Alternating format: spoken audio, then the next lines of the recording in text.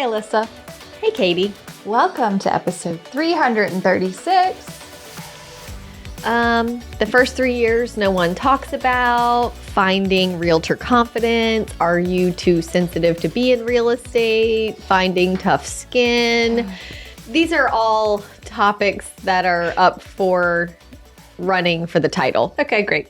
But we don't know what the title will be at the time. See how this goes. Yeah. We'll see how this goes. Can't wait to see what we name this episode. I know, it's going to be great. It is now the second full week of the new year. Woohoo! Such a great time to talk about confidence and talk about the secrets that no one's telling you Yeah. from your first 3 years. Do you want to talk about the inspiration maybe for the episode? Yes. So we got an email from a listener that will remain anonymous. Well, before you read it, we get emails like this Yes.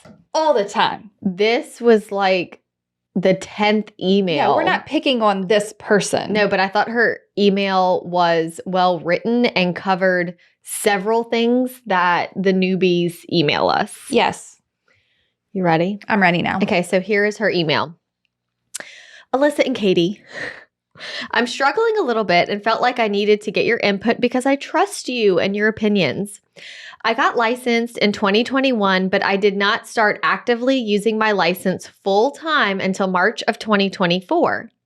I feel like I'm struggling sometimes with my communication with other agents. I don't know if it's because I'm too new or if I'm too sensitive. Sometimes I feel like I could be better at negotiating or dealing with other agents while still advocating the best I can for my client. I tend to feel the need to please everyone.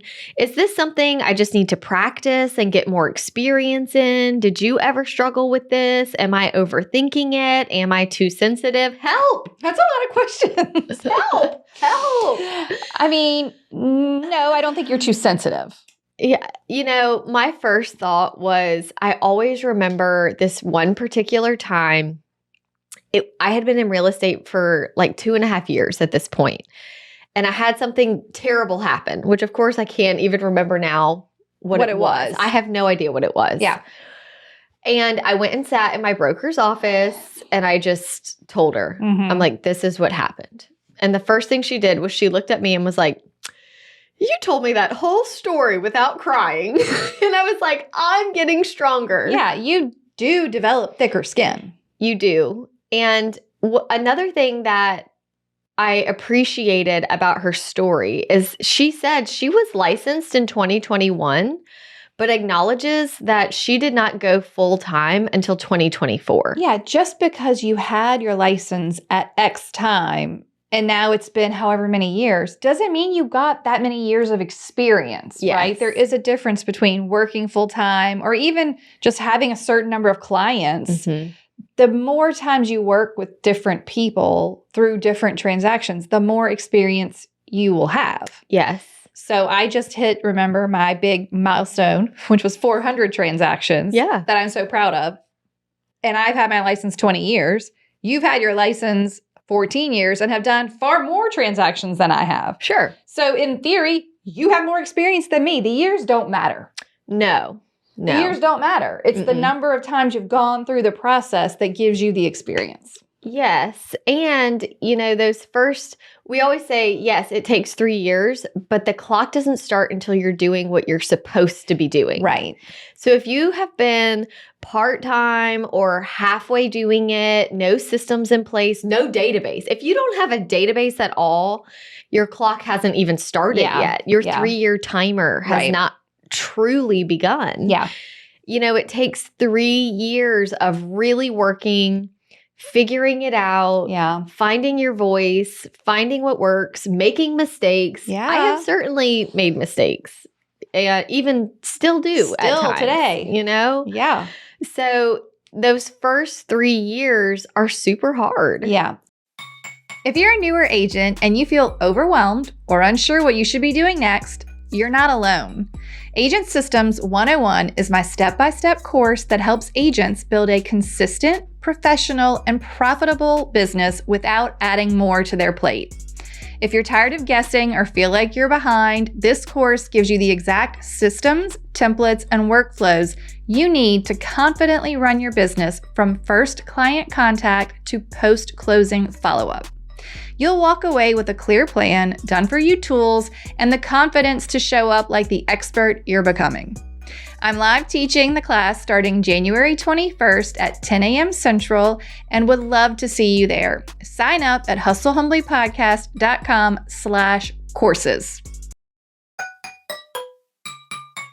I think what I also found to be interesting about this email, more so than maybe the other ones, was that it was the communication agent to agent that they were concerned about, more than just being like, comfortable with your client or having thick skin if something bad happens with your client.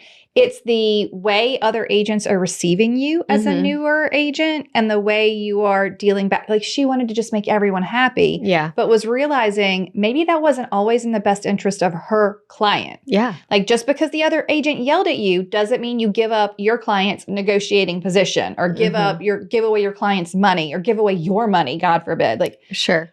Just because the other agent pushed. And I think when you and I were talking about it before we decided to record the episode, it felt to me like, I think sometimes some agents, veteran agents, will sense the vulnerability of a newer agent and take advantage. And be like, oh, they're new. Yeah. Or like, it seems like they're not confident or they don't know what they're doing. I can really push and they're not going to push back. Yeah.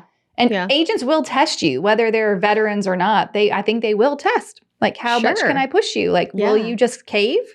And mistakes I've seen made is like, if I'm doing a transaction with someone brand new, say it's my listing, their buyer, I've had them ask me for help or advice. And I want to be like, no, dude, like, you are representing your own client. I can't believe how many times I've had buyer's agents who are buying my listings say, who do you like to use for a home inspector? Happy to tell you. Yeah. I mean, I would use that person no matter what, but it's just, am I really the person you should be asking? What if I gave you the name of like the dumbest home inspector around that's like, or the house looks good. Hey, look, I know which company I would send. I know. If I didn't want them to really be thorough. I know. Right? I know. Yeah. I mean, neither of us are going to do anything that unethical. However, it's not appropriate for you as the buyer agent to ask the listing agent any of that. How to negotiate, advice. how to do the repair request, how to like schedule an inspection, how to deal like, no, this is what your broker's for. I always wonder, where is their broker? I have to believe that these agents were never welcomed in a way that said, hey, if you have a question or problem, this is what you do. Yeah. Come to this person, come to me, go to this, like, there has got to be a bunch of agents out there that, look, I get it. We're independent contractors. We're on our own. We're not required to show up to the office. We're not required to do anything, right? But I think some agents show up, and especially if they're doing it part-time at first, so they're not really present, and then there becomes a time, because look, I kind of felt it early in my career, where you get far enough in that you start to feel awkward that you haven't done anything and that you haven't sold anything and that you're embarrassed. You're embarrassed. You feel like a failure. You're embarrassed. Because you've been licensed so long. Yes. And so then if something comes up, you're like, I don't even really want to go ask my broker. Now I feel like it's weird. Like, it's like I took a job that I never showed up for. Yeah. Do you know what I mean? Like, well, now I've got a question. Now I feel like awkward about it. Right. Which with me, that was because I started at a very big office that was like a national chain, and there was a bunch of agents in there. They were all very busy and working. To me, that's what it appeared. I didn't have like a specific office area space, whatever. And I just felt really small in a big pond and uncomfortable. And it was, they were welcoming at first. Sure, to get me there. Yeah. And then they were like, you can ask a question to anyone that has their door open. Well, that's actually not helpful or convenient, because I still wouldn't just interrupt someone in the middle of working in their office if I didn't know them. Right. And they weren't assigned to me. So I think you have to sort of take inventory of where you are. Yeah. Like, is there someone you can ask these questions to if you're going to go start your clock now? Pick a place where you have someone, like a mentor. Yes, yes. And if you have, there are a lot, I think, companies now that assign a mentor. Doesn't mean they're good. Right. And then it's like, you're going to have to assess, well, is my mentor actually helping me? Am I putting in the work? And are they putting in the work? And we have a whole episode on mentors, which we're not going to. Yeah, but that would be a good one to re-listen to. Yeah. Mm-hmm. And, we do, especially in what to do when you're new or slow. We talk a lot about attending classes, free education, as much education as you can get those first 3 years. But there is no class on developing tougher skin, learning what you can say to someone and what you can't say, or what's going to bite you in the foot later. Like it. I like that they bit you in the foot. What is the saying? I think the butt. Oh, I don't know. Do you always say foot? Yeah. Shut the front door. That's so G-rated. Look at me. But yeah, I mean, I just feel like there are things that only time and experience will help you learn. Yeah. I got that time and experience from open houses. Right. If you remember, I found an agent in my office that worked an area that I wanted to become known in. And I did an open house every Sunday for a year. Yeah. And I practiced on strangers. Yeah. Between open houses and phone duty, where I was taking calls as they came in. It just didn't matter if you failed. It didn't matter. On one person. Now, the first few times I answered that phone, I think my hands were actually shaking. Yeah, I believe it. And I was so afraid. And then there were so many times where I'm like, oh, the price is this is this. Is there anything, like, do you want to go see it? Or click. And I'm like, before you even got there. Like, they don't like me. And you make it so personal. Oh, yeah. You take it so personal. They didn't like me. Right. That agent was rude to me. They didn't use me. Like, we make it so much about us when it's not. Right. And no one's going to remember who you were if you did the phone call wrong. No one's going to remember you if you didn't catch them at the open house just right. Like, no one will remember that. And if you practice that, you get your confidence with talking to people, right? Yes. Now, how do you get your confidence talking to agents, though? That I actually found a little bit trickier, because for the most part, you're not relying on them for a paycheck per se. And I do think, because I'm a friendly, chatty person, I had to learn to watch that you weren't talking too much. Yes. Yeah.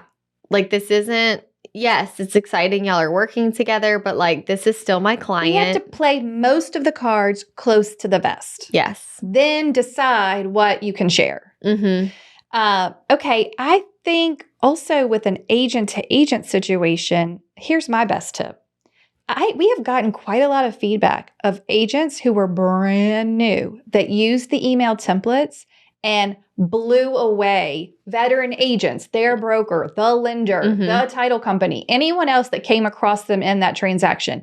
And I want to tell you, it is that good. Yeah. And if you ended up with your first communication being with any of those people with one of our templates, you don't sound like a new agent. Right. And you're obviously very thorough. And I think just having that, maybe the agent on the other side would never realize you were new. Correct. Do you know, like, you could, and it's not even a fake it till you make it. You're just using the tool. Right. You have a system that you are implementing early. Yeah. And when you read those as a new agent, you're like, oh, I understand. Now I see what all the parts of the process are. And I think that's the other thing. I think a lot about confidence in agents. I feel like it comes up a lot when we're getting questions, whenever we're talking about why we teach what we teach, the courses, our offerings, all of that stuff. But when you have clarity around how to do your job, your confidence is way higher off the bat. Like, oh yeah. If you know exactly how to talk, like what questions I need to ask a buyer on the phone, what questions I need to ask a seller on the phone, how do I do a showing? How do I open the lockbox? How do I do a CMA? Like, it's just the laundry list of all the things you do.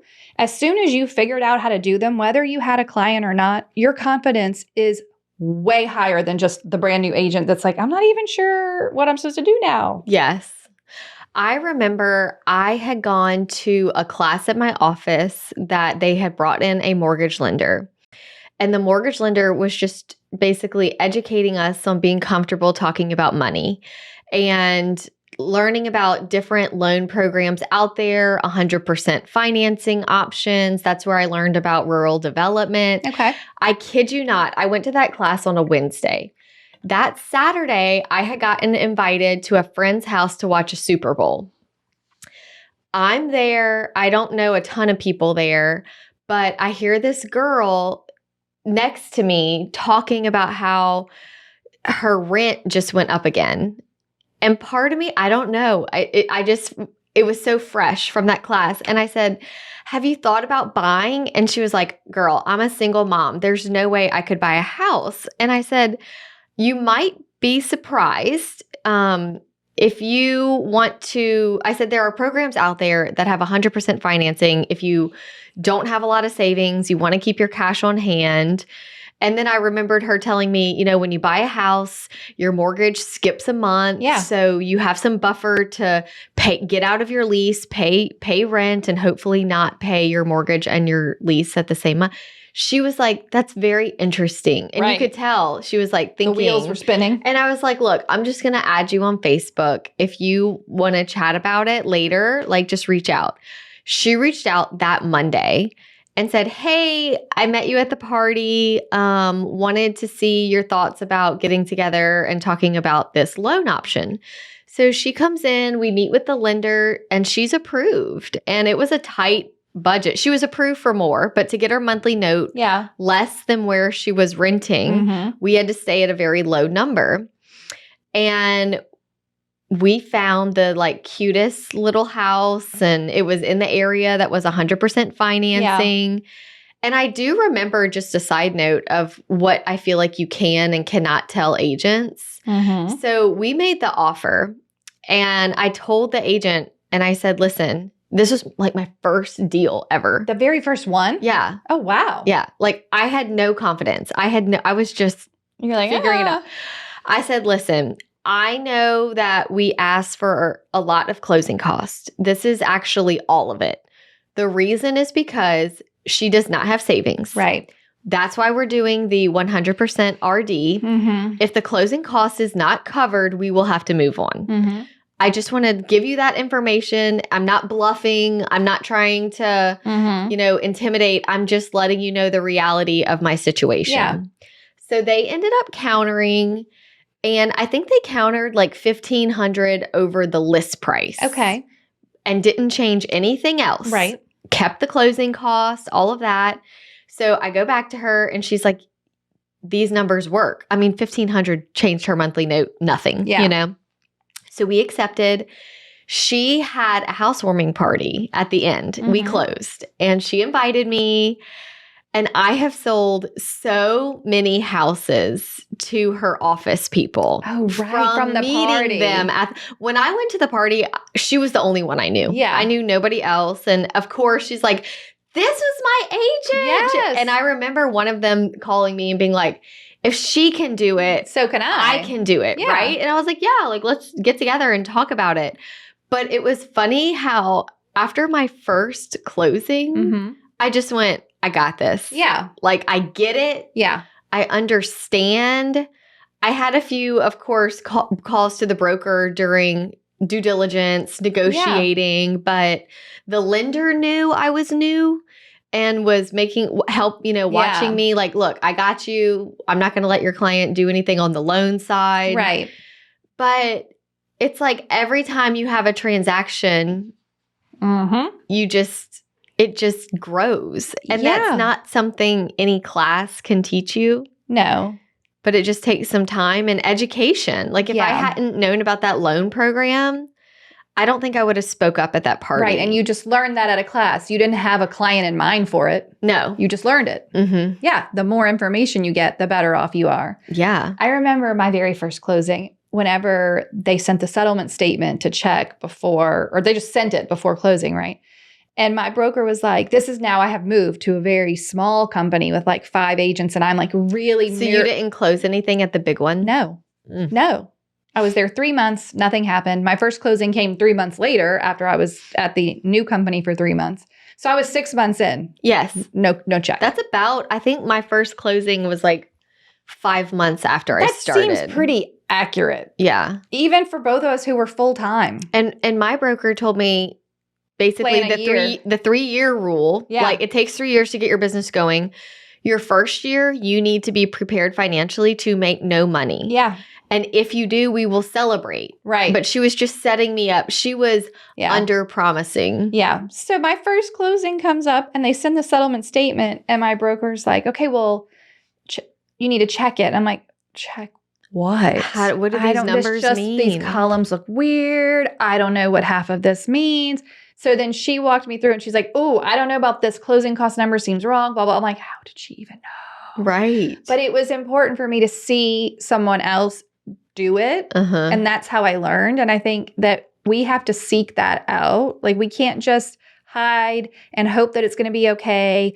And you're not doing your clients a service if you just ask questions. You need to have someone ask questions. But it was great because she let me mirror her completely. Yeah. So I did that one. And then you're like, okay, yeah. I got it. Like, I mean, it's not going to be exactly right every time, but this is not as hard or confusing as I thought it was going to be.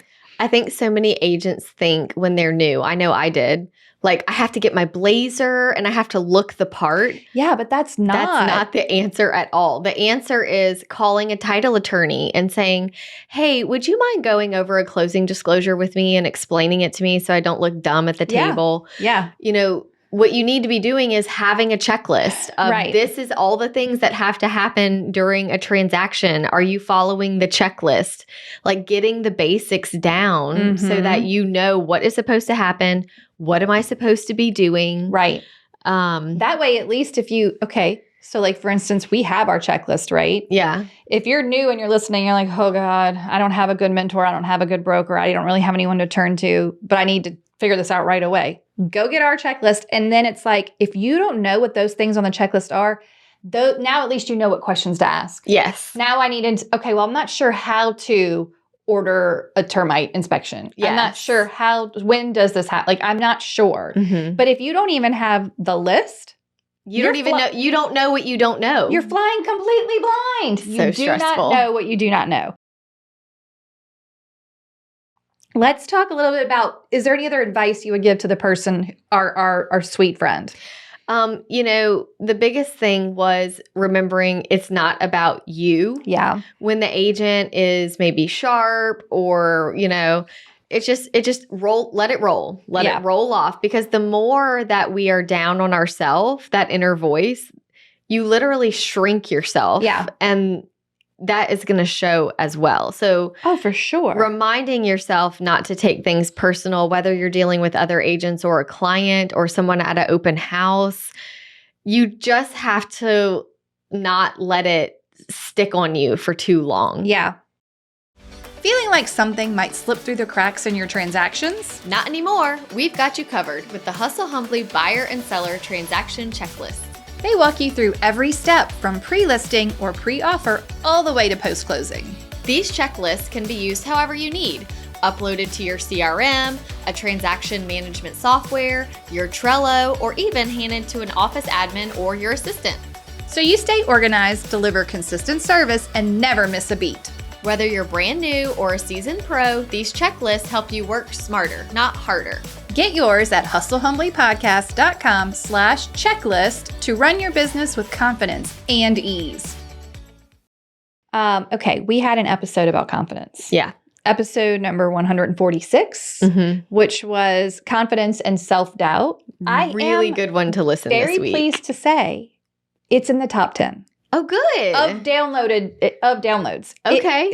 All our episodes, it has made the top 10, and it's old. Yes. And it is confidence and self-doubt. But in that episode, let's see if you recall, we talk about a TED Talk that Amy Cuddy did in, I think it was like 2012. Yes, 2012. Okay. Okay. Do you remember anything about this? I don't know. Okay. So not ringing a bell. Amy, Cuddy is her name. She had a 2012 TED Talk, and it's about power poses and how adjusting your posture can boost your confidence. Okay. So, we're not talking fake it till you make it. We're just trying to trick your brain, though, into shifting into a more confident place. Okay. So here are some things to do. This is some of the things Amy recommended to boost your confidence by using posture and mindset. Okay. Number 1, remember a confident moment. So before a big meeting or appointment, take a moment to recall a time when you truly felt confidence. I don't care if it was teaching swim lessons to a kid. Like, when was a time that you were like, I was confident in that? This is mental exercise can help you tap into positive feelings. Okay. Okay. So you want to remember a confident moment. This is my favorite one. The next one is adjust your posture. Make yourself big. Yes. Okay. So like, when you make yourself big, we're not crossing our arms. We're not hunched over. We're like leaning back in our chair. We're putting our hands in the air. We're literally taking up as much space. Like imagine you're Wonder Woman, like hands on the hips, or like you're making yourself big. Okay. She talked about the physical act of just doing that, the energy that is released in your body. It literally gives you confidence. Yes. And it is scientifically studied. So by sitting or standing up straight, opening your shoulders, take up space, avoid crossing your arms or hunching over, because that's making yourself feel small and less confident. Yeah. You need to make yourself feel big. Really big. Take up space. Okay? Take up space. And look, you can do this in the bathroom before an appointment. You can do it in your car. Like, you can just try it. Just try it, okay? Practice power poses. So spend 2 minutes in a power pose before an important event. That seems like a long time, but you've got 2 minutes. Examples include standing with your hands on your hips, raising your arms in a V above your head, or sitting with your feet up and hands behind your head. Like you're at the desk with your feet on the desk. You know, like that old school. Yes. These poses can trigger hormonal changes that help you feel more empowered. Okay. I love that episode. Yeah, that's clearly the people love it as well. We watched, I did, I think you did too. We watched the TED Talk before we did the episode, and it was so good. And if y'all don't know, like, TED Talks are pretty brief. Yeah. I mean, they're made to be 20 minutes. Little snippets. So they're like, it was great.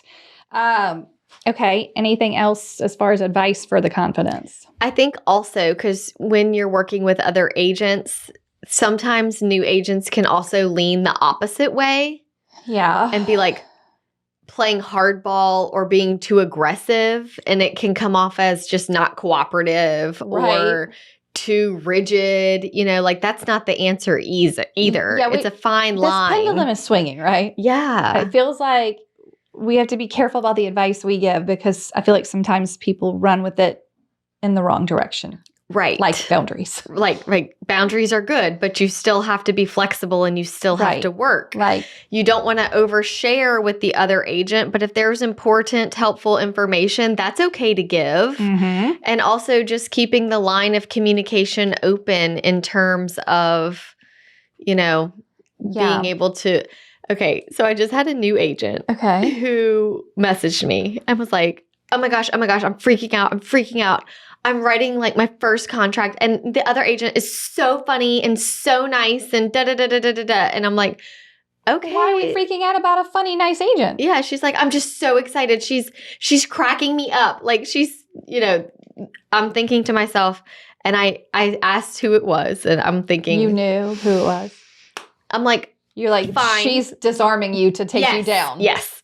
You knew she was disarmed. 100%. 100%. And I don't want to come off as like, I'm going to pop your bubble every time you're excited. Okay. I have to watch myself sometimes. Okay. So I don't want to just burst every bubble. Like, oh, that's so great. And then I was like, I'm so glad that, you know, y'all are getting along. She's like, yes, you know, like, I showed the house, and the listing agent was texting me, and I was texting her back, and like, we have a really good rapport already. I'm thinking, okay, oh gosh, you know. And so she's like, and so I told her I'm going to send an offer. I told her my people love it. They love it so much. And I'm like, okay, this sounds like it's going great. I'm so happy you're writing an offer. And then I said, look, just be mindful that you're just keeping emotions in check and remain calm. And, you know, I'm so glad that you have hit it off with this other agent, but, you know, just treat it like a business transaction as well. And she's like, I know. Okay. I'm just excited. I said, I'm excited for you. Excited for you.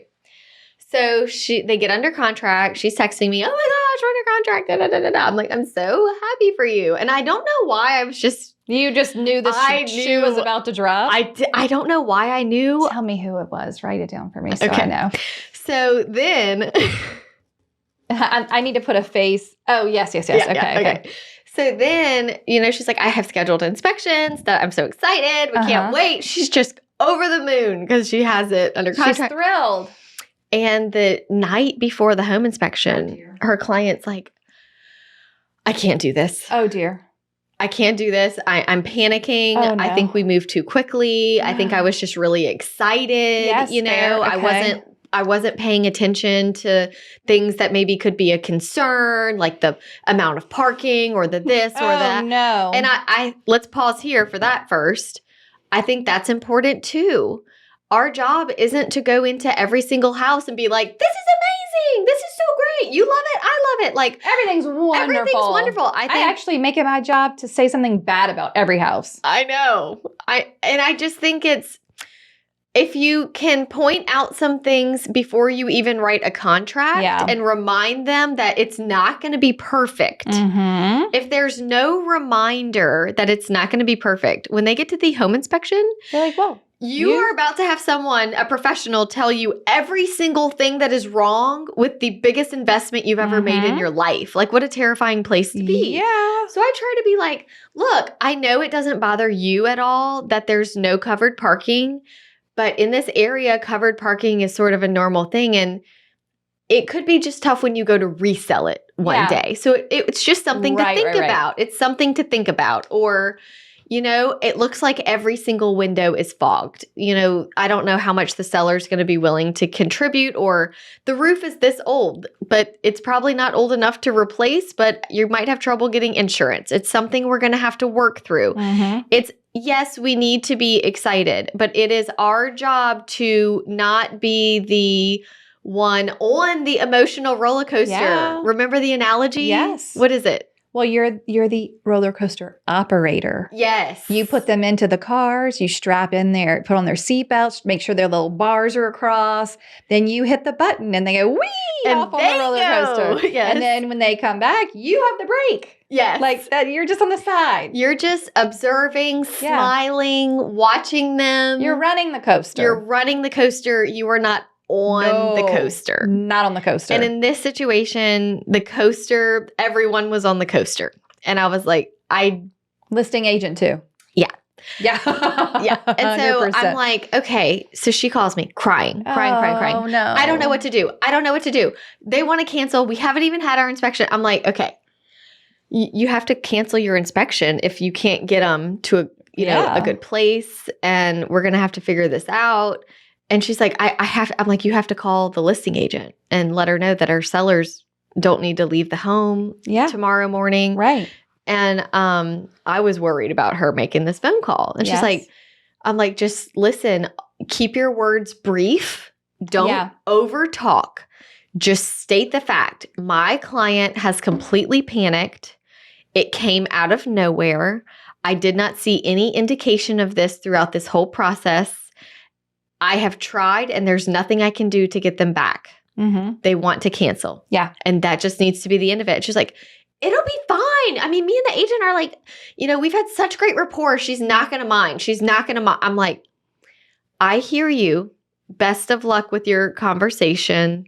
Let me know how it goes. It went awful. I mean, it went from we're best friends to I will cut you. Like, it was bad. It was really bad.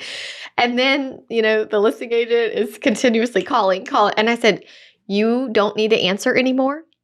You did the right thing by making a phone call, stating your piece.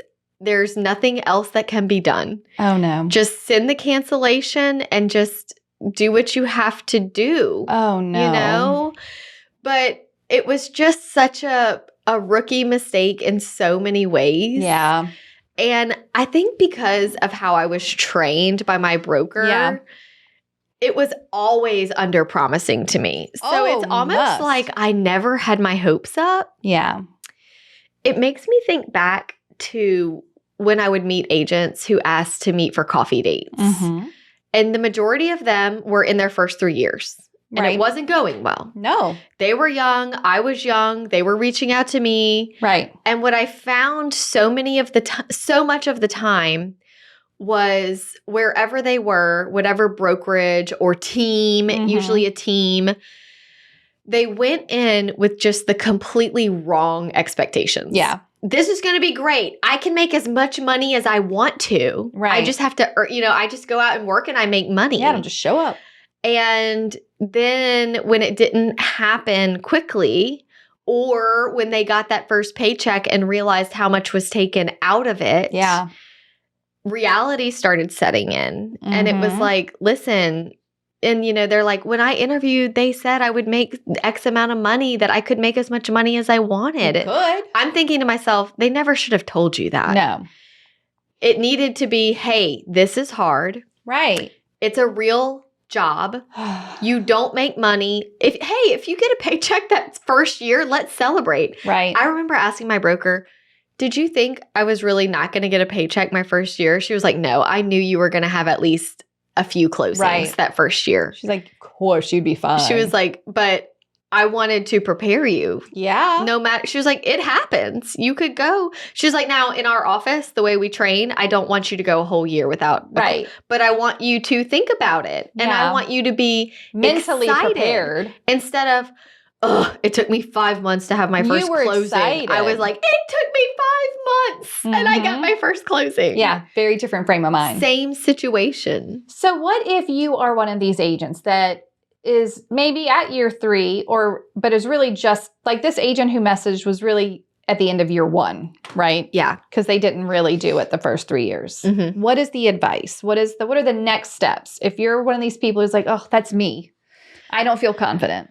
I feel like Hustle Humbly is just on repeat. I know. Luckily, they're listening to this. So I feel like they're ahead of the game. Yes, I agree. But it's like my advice would be to not focus on the majority of the things you think you need to focus on. Yeah. How you dress, your brand colors, your Instagram account. Yeah. Focus as a new person on starting and building the database, meeting as many people as you can to add to it, and having systems in place.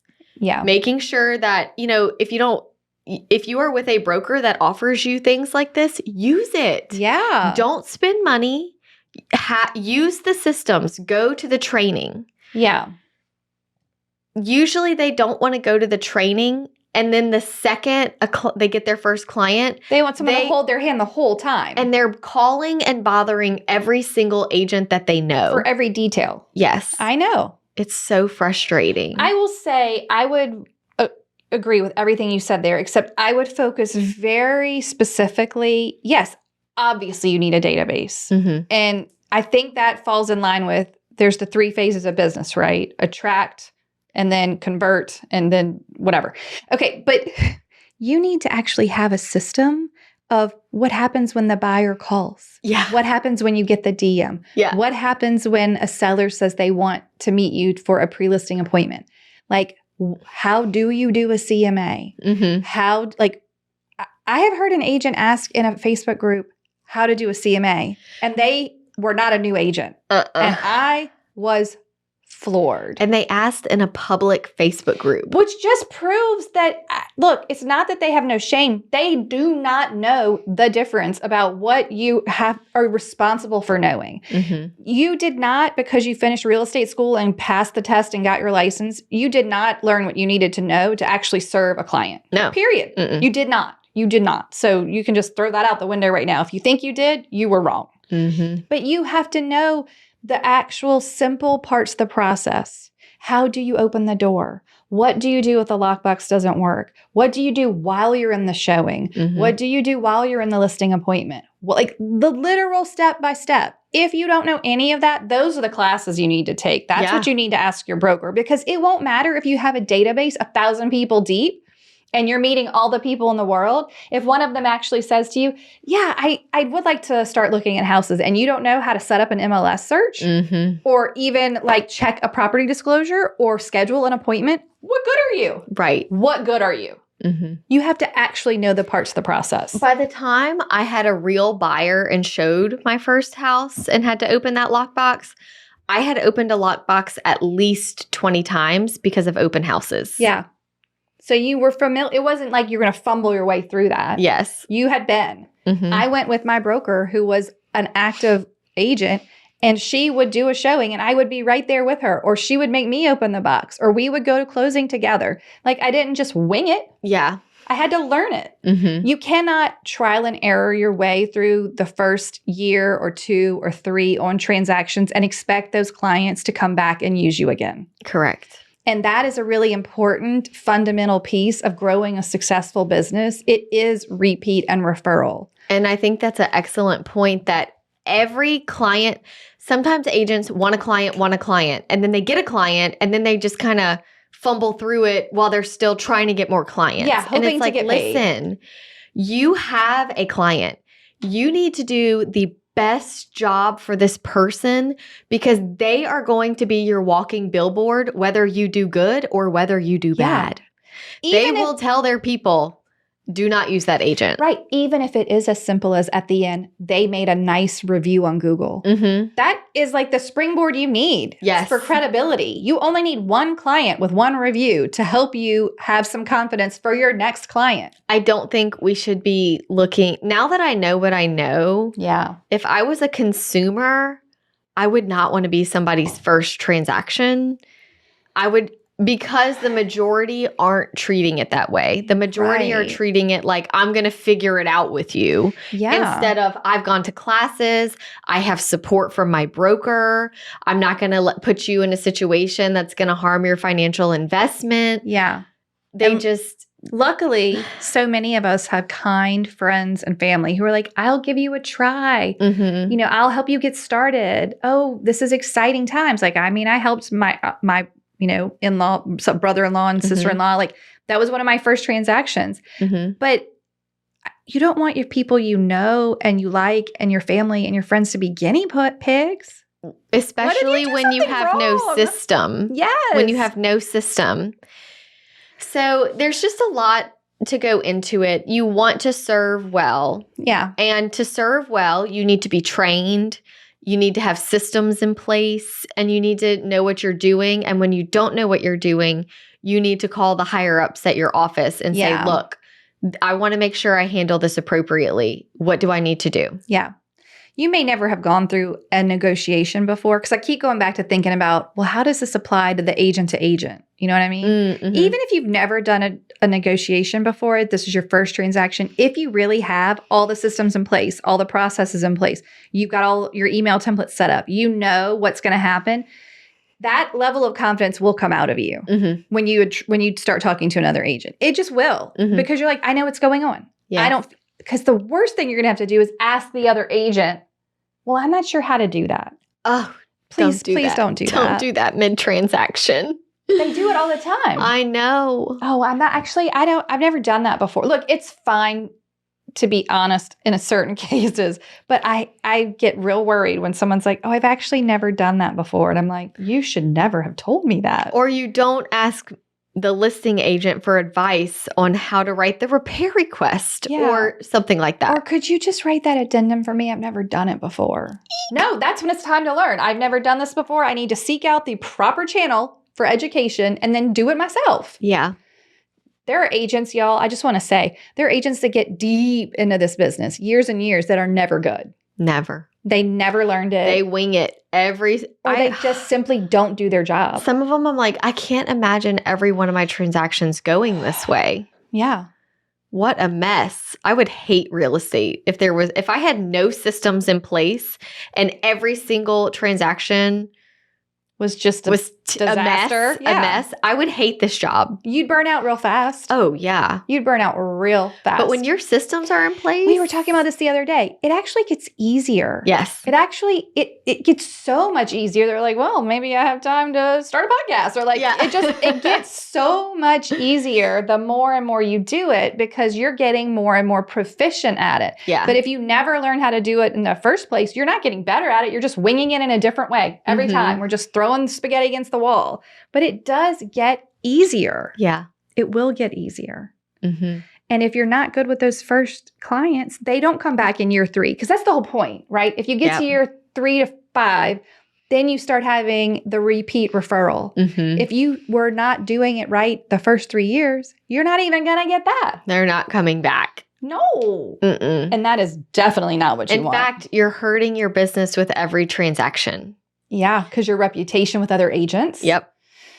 And definitely your clients. Not getting any good reviews. No. No. Mm-mm. So there is a little bit of ways you can boost your confidence immediately. That's the good news. You don't need to be 5 years in to be good. You do not need to be 5 years in to be good. No. You could be 1 year in and be great. You could be better than most at 1 year in. Yep. Yeah. Yeah. So that's the positive takeaway here. Good news. It's not just you have to wait out the time. Mm-mm. You can get better. And I think that's what agents think. Every year I should get better, but not if you never implemented any systems. Right. Like, what did you do to learn? Yeah. It doesn't automatically happen just with time. Yeah.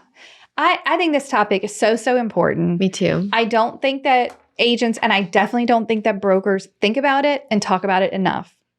And I think that it is the only way that you'll have a long-term successful business. And do you know what we talked about off air, why we're getting so many emails like this right now of agents who have been in the business for 3-4 years. Tell them. Now. Mm-hmm. Almost all of our emails like this are because so many people got licensed during COVID, left their job, got licensed. The market was awesome. Everybody, you don't really have to do much to sell a house. You don't have to do a lot of photo prepping, staging, consulting, following up with sellers because their house is on the market forever. So those agents experienced quick success. Yeah. Maybe a false sense of security. Yes. And now their clock is beginning. They're like, what? Well, I've done 20, 30, 40, 50 transactions. Yeah. Yes. But did you? I can't tell you how many of our Hustle Humbly emails start off with, hey, Alissa and Katy, I got licensed in 2021. I did so good my first year. I sold 10 houses my first year, and then I sold 12 houses the next year. And then 2024 and 2025, I barely sold a house. I don't know what to do. This is so hard. And I'm like, welcome to how it should have started. It's tricky. It's actually unfortunate. The nice thing is, you have at least the basis of some transactions and has seen the process done a few times. Whether or not you did it well or right, you've seen it done. So you've got that part going for you. But when the market shifted like that, and think of how many people got licensed during that, left their corporate jobs. Yeah, and we're getting this similar amount of messages where people are like, now I'm leaving. Yes. I came and I saw, and I don't want to learn, and I'm going. Yeah. And I don't want to work through the hard part. Right. This is really hard. And that's what we went through. We went through, anybody who didn't get licensed during COVID experienced the, you do the hard part in the beginning usually. Yes. Yeah, I would not handle that well, to be honest. If I got licensed and was immediately successful and having all these closings, and then the market stopped that, because that wasn't from your effort per se. No. That was just the market. Yeah, that was luck. Yes. Now good timing. It's up to you. I know. And that's really how it should be. I know.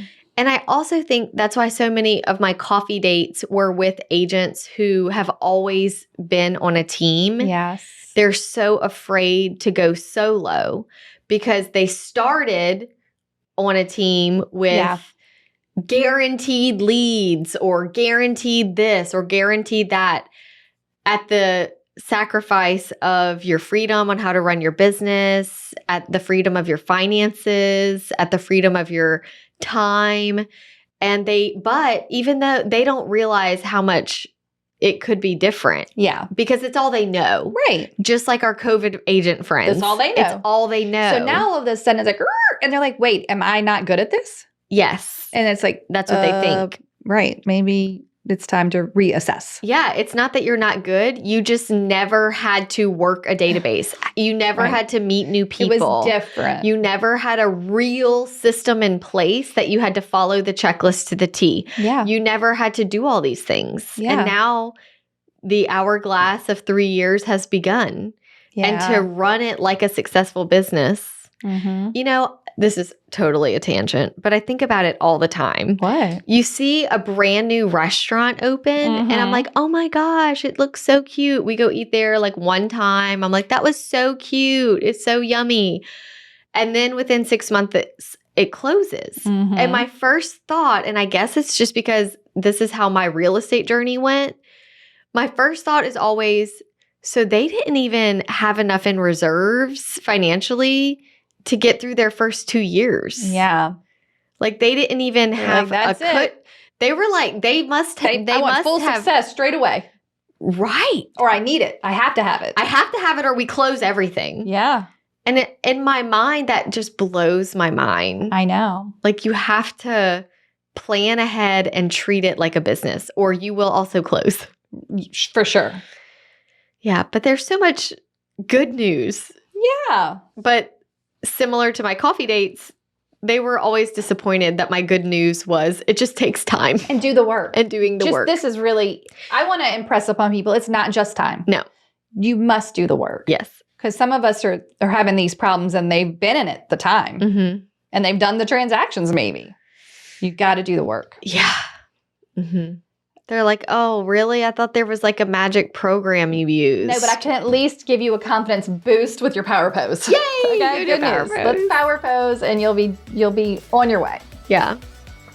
Good? Yeah, this was good. Okay, great. Good luck. Hey guys, you could do it. You just got to get your systems in place and you got to work and you got to show up. I have full faith that anyone who listens to this show is going to be fine. Yeah. It's just a matter of action and implementation. That is it. I agree. That's it. Okay. Okay, bye. Bye. Wait, before you go, if you enjoyed this episode and if we brought you value, take a minute to rate the show, leave a review, or drop a comment. We are giving away our best stuff for free. Find it at hustlehumblypodcast.com/freebies. We'd also love to see you in Hustle Humbly community. Join us there at hustlehumblypodcast.com/membership. We love chatting with you in our DMs. Find us on social media at Hustle Humbly Podcast and say hello. If you have an episode topic or someone you'd like to toast on the show, please email us at team@hustlehumblypodcast.com. Thank you so much for tuning in to the Hustle Humbly Podcast. See you next week.